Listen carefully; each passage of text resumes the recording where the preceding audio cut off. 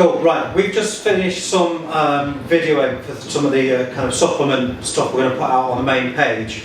But this is just for you guys here on the group, and rather than try and write some massive posts, we thought we'll bang another video out whilst we're here. And we're going to talk about how to calculate your total daily calorie requirements, you know, to go along with the cookbooks that we just brought out. So Georgie's going to go through the calculations, and then I'll sort of come back to some of the variables and how to monitor whether that's the right amount for you or not. So go for it. So this is a test for you guys actually, because it's going to show how many of you are actually watching these videos as to how many of you come up to me later this week and ask if I can calculate your calories for you, because this is how you do it.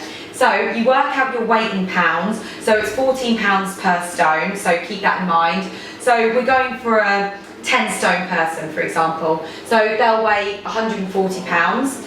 What you then do is you need to calculate your BMR, so this is just times 10, so whatever pounds you are, times that by 10, so 1,400.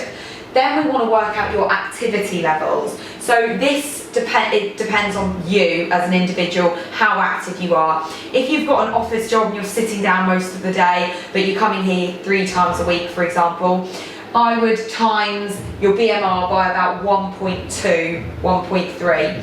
If you're a bit more active and you're running around all day long and you're coming here, I would say times it by about 1.3, maybe 1.4. And that will give you your activity, your total daily energy expenditure. So we've timed this by 1.3. So 1400 times 1.3 is 1820. Now, if you want to keep your weight as it is, then this is how many calories you need, 1820, or as you calculated it for your own weight, that amount there. If you want to lose weight, then what you want to do is you want to take about 10% off this.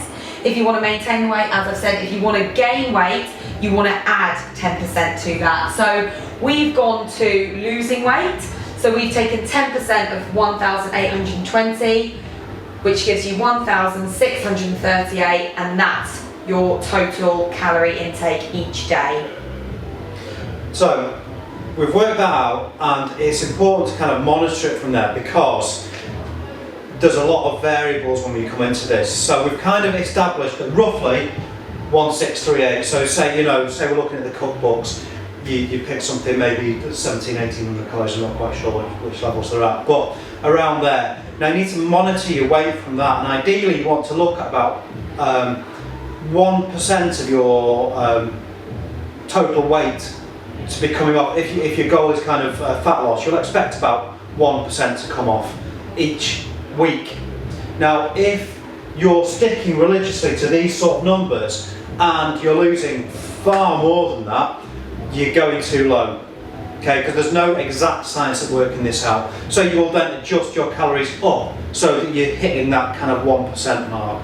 And same again, if absolutely nothing's coming off, then you're too high, or you're not reporting properly as to how many calories you're taking in, and you're not quite right. So again, this is where kind of weighing yourself comes into it, so that there is actually a use for it, and we can monitor whether the calorie intake is correct. So keep weighing yourself, ideally maybe 3 times a week, and take the average, because weight will fluctuate all the way through the month, through the week, depending on whether you sort of sodium levels and water and all sorts. So just get an average for that. So that's how we're working it out, that's how we're going to roughly monitor it. Let's see how we go. Good luck!